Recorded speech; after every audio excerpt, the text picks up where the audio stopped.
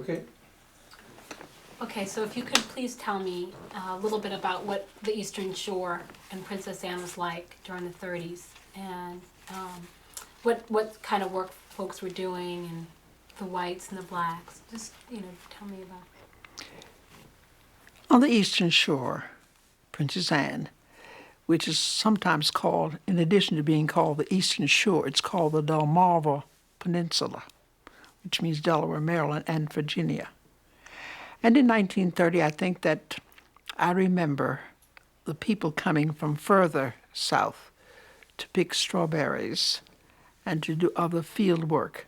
And then they moved on up the peninsula, up to New York, maybe for apples, but they moved around and went around with the seasons, picking crops before they went back originally to Florida or from wherever they had come from.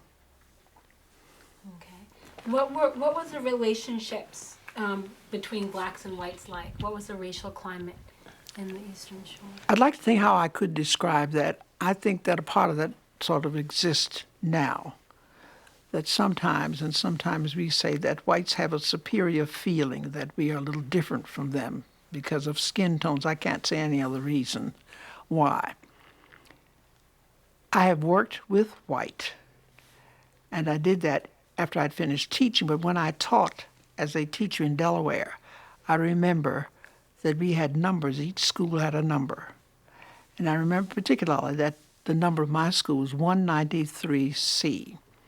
And it was a tiny C, and the C stood for 193 colored. So we were always designated whether you were colored or whether you were white. You didn't hear the word then black as much. How did blacks and whites get along? And I believe they had this kind of a relationship where the blacks were often hired by whites as domestics. And if they were going to pick strawberries in the field, they were field hands. And I think that's more or less, they called you by your name. They didn't use Mrs. or Mr. if you went in, if they knew your name. And sometimes if they didn't know it. I remember particularly one time, and my first name happens to be Mary, that somebody called me Mary. And later on I realized he didn't know my name. He just was calling me Mary because of my color. So they thought certain names just fitted you. They just called you Mary or Tom or perhaps John, whether that was your name or not. Okay, cut. 440, 1704, take two. Okay, so if you could tell me about the schools and the black schools versus the white. Definitely they were segregated. I'm not positive, but I believe that you could not complete high school in 1930. I believe they had to go either to Princess Anne Academy, which was in Maryland, or maybe to some school outside. Now, I'm not positive about that because I never went to public school in Princess Anne at all. I have talked with them. I know that the school, the benches that were worn out, old benches, went to the black school, and new benches and new books went to the white schools, and they sent the old books over to the black school to be used. And you can imagine an old book with the pages turned and the edges worn, what it must have been like. I believe the teachers were qualified and capable teachers at that time. Excuse me, we just have to cut for a second. Okay. 85 still 527, take three. 1707. 30, 31. Okay, why don't you start talking about what you meant by the second-hand schools, black schools? I mean by secondhand that in the public schools, they didn't have new school benches or desks. They were given the ones from the white school. So they were old ones and handed over. That's exactly what I mean by that. Very good. Okay, now we're gonna. Can you cut, please? Year. You can 1708, just start in because we'll 37. give the historical background. 40. Okay. I believe I said I was teaching in Delaware at the time. And when I came through every weekend, we would go to Princess Anne because that was my husband's home, and we returned every weekend to see his mother. And as we came through Salisbury, his sister was telling us about the lynching that they had to happen. And then when I arrived in town, I just felt within me that I could smell flesh. That's a kind of a feeling that I had. The streets were empty, didn't see anyone, but to express how I felt, that's exactly how I felt. And as I have learned later, it wasn't in the part of town that I had gone through where it was actually done. It was another section of town, but that's how I truthfully felt about it. What did your brother's sister, your husband's sister, say? What did She was tell you? shocked. She was shocked. Because later I learned that this young man that they had accused had lived with the family. And I don't remember how it came about that they felt he had raped her. I don't know why they felt that way or what had happened to make them have that feeling. Okay, cut please. 19, 20. Okay, so go ahead. When you stopped in Salisbury, you were saying? We stopped in Salisbury. May, Bill's sister, was telling us about the lynching. And I'm sure having driven from Delaware to Salisbury, that we had not heard about it on the way, so they were the first ones to tell us about it. And we were shocked beyond words to hear about such a brutal thing happening. What did she say had happened? They had accused George Armwood of rape, and they had murdered him and lynched him because of this accusation. Was it true? Did they know that what had he done? What had he done that made them accuse him of that crime? I am really not sure Okay. what he had done. Okay. Now the other thing is that they not only lynched him, they also burned the body, and that's why you imagine the. That's what lynching, as I understand it, means, that you are murdered first and then the body is burned. Well, not always. Not always. No, I wouldn't dispute that, but this is Right. what my understanding of it is, Okay. that you are killed or murdered, then they hang you up on a tree or whatever, and then you are brutally lynched. Can you cut, please?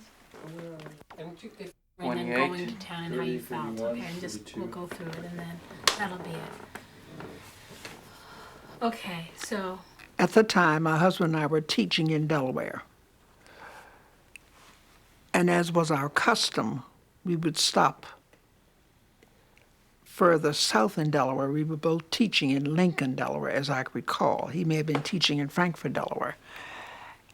And it was a routine for us to stop and visit my parents in Seaford or Concord, Delaware, then stop at another sister and her husband in Laurel, Delaware, then stop at May and Assembly in Salisbury. Then our final destination would be Princess Anne, and then we were home for the weekend.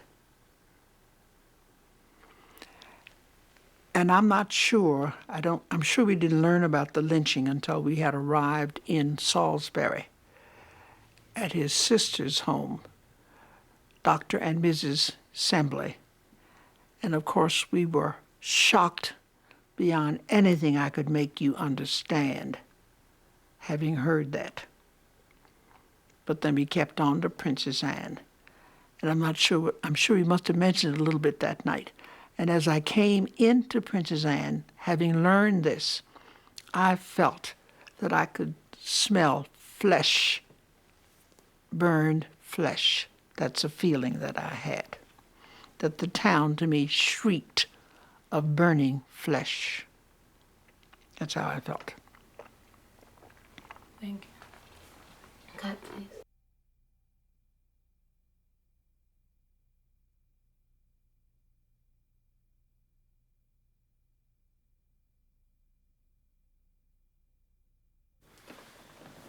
Okay, so you returned to Princess Anne. Now, do you remember how blacks were reacting in the town about this lynching? Do you remember what was said?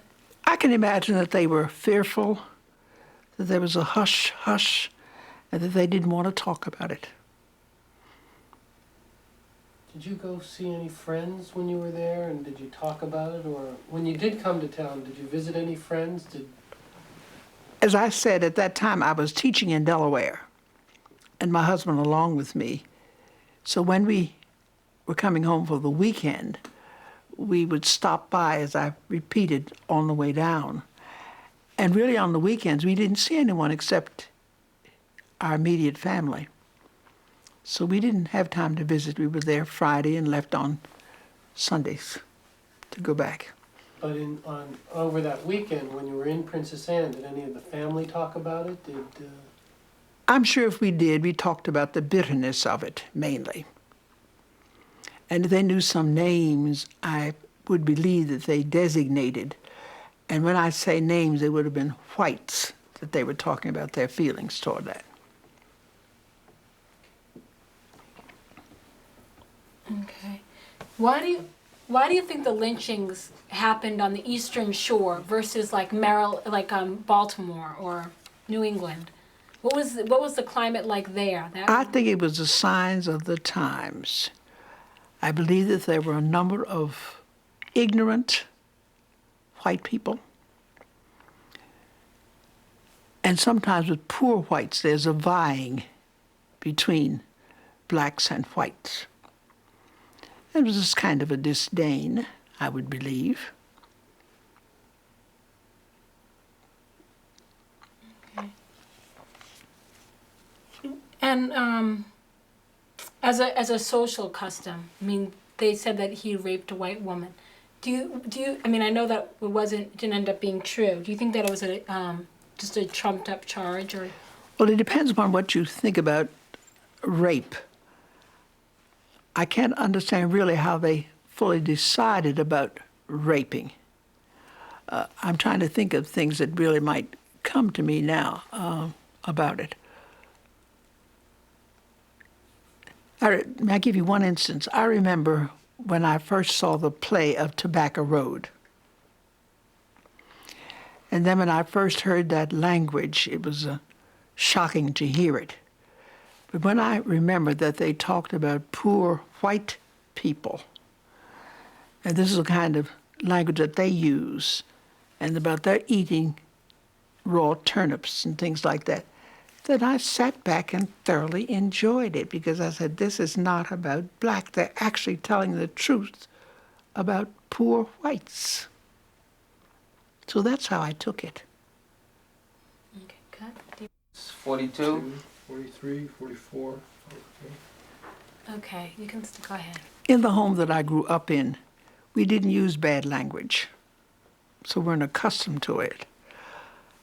So we didn't call each other names. Might be little names we made up, but we didn't use curse words. We didn't use what they call blackguard, is what we used to call it. That was just not our language. So we weren't accustomed to that. And I remember from the library, I remember one of my brothers, this is an adopted brother, read Uncle Tom's Cabin, and how he cried hearing about it. And I remember Remus's stories. Burr Rabbit, have you ever heard of those? I remember Burr Rabbit. And now we would really get a lot of that because they always had some kind of a moral that they were teaching because of those Uncle Remus stories. So that's the kind of thing that I think that I remember most. Mm-hmm. Now, but about your family and they're instilling in you not to hate people because of, even though these things were going on. Can you talk about that a little bit? And when I say that we were taught, they didn't really make it a matter of teaching, but we weren't reared that way. They talked to us gently.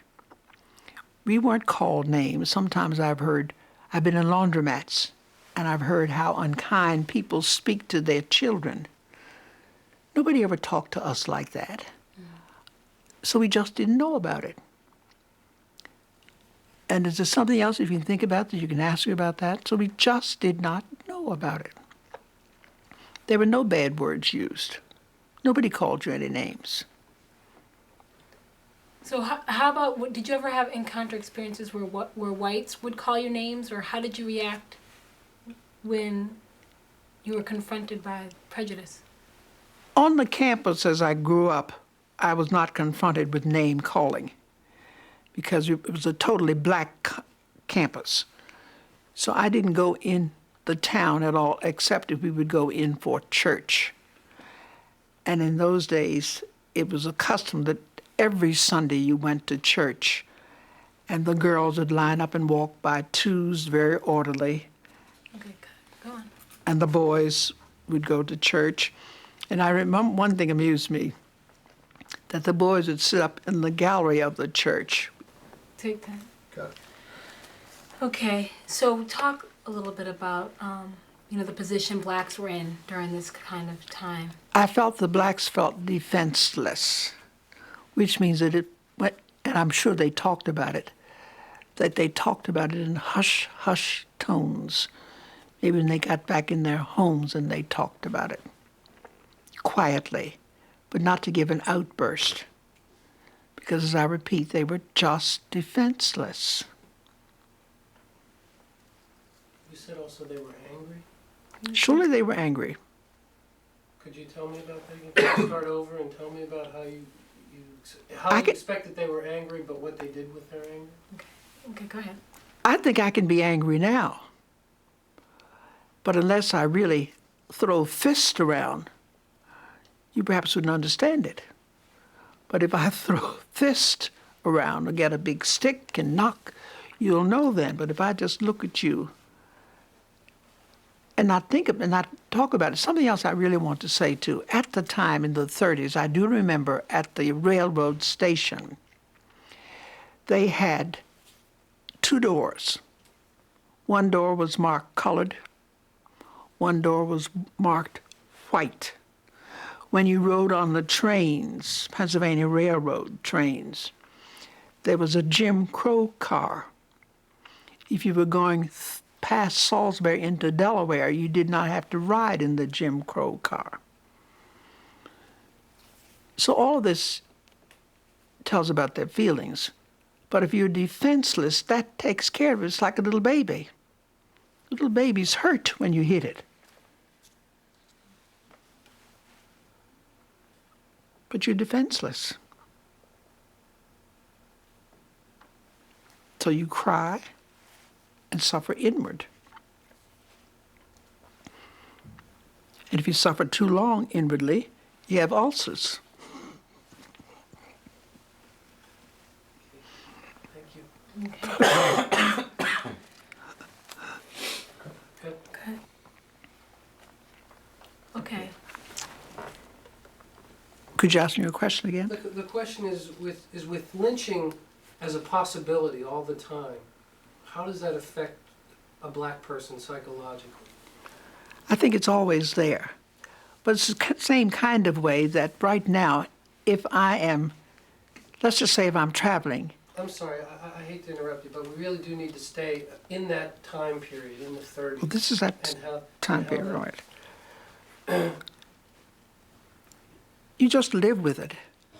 But it isn't because you are ignoring it. And I suppose if they really push them hard enough that you just can't withhold. You just burst out and you've taken all you can take. And that's how you would react to that. Can you tell me that again? Because you're saying this and that. The other people who watch this won't know what my question is. So if you can tell me, use the word lynching or use the word, what is it that affects Oppression or people? whatever, right. I think if you feel you're defenseless with a lynching or whatever, that you just can't express what you feel because you are suppressing it. And that's the best way I can think about that. And how was it in Princess Anne at that time after a lynching? How did that affect the way people walked the streets, the way they worked with their white with the white people in town, how they spoke to each other? I imagine that at that time that there weren't as many educated people as there are now.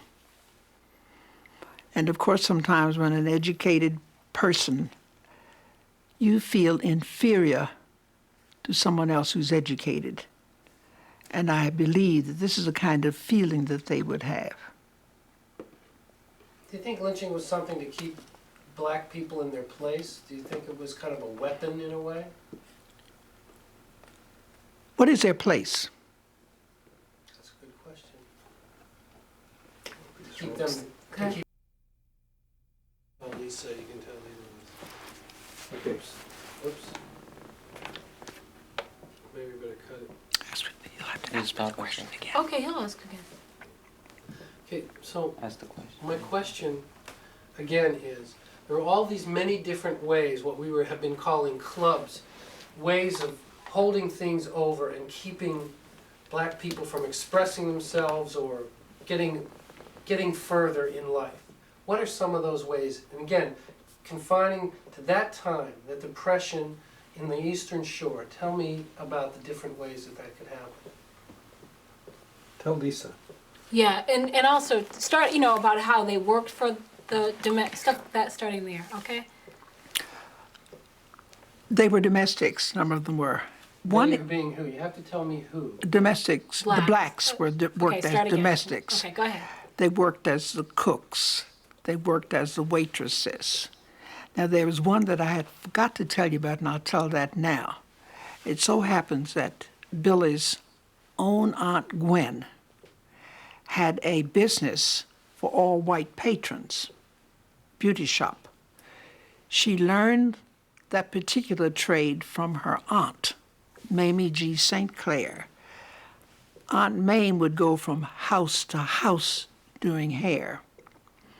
Billy's Aunt Gwendolyn had her own shop for all white patrons. It still exists today. And I believe that a part of that fear is still there, while I know Gwendolyn has since passed on. But the shop still exists for white patrons. They give permanents and whatever they do. And I believe right now, Eleanor, the girl who's running the shop, would be just as upset if I went in her shop to get my hair done.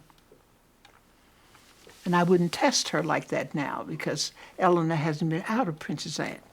But I would dare say she would be afraid to have me go in there and get my hair done. Okay. And I don't do any pressing of my hair now, so it's just washed and set. Mm-hmm. Okay, why don't you start again, though, talking about, no, not about the hair story, but about going back and talking about blacks working as domestics, Okay. blacks who weren't able to go into have a soda, and talk about having a soda in a store. Talk about those things now. When blacks went into the drugstore, they couldn't eat anything or drink anything there. They had to bring it out and eat it if they were able to get it. And I'm sure if there was a fountain that you wouldn't have a glass, they'd offer you a paper cup. Those are the kind of things. But now remember that I wasn't in those stores too often myself because I didn't need to be. Because we made root beer. And we didn't need to be there. But these are people who lived outside of the campus. These are the kind of things that they went through. And not owning any business at that time, they were dependent upon whites if they wanted to get a soda or whatever they sold at that time. Does that answer it? Mm-hmm. Good.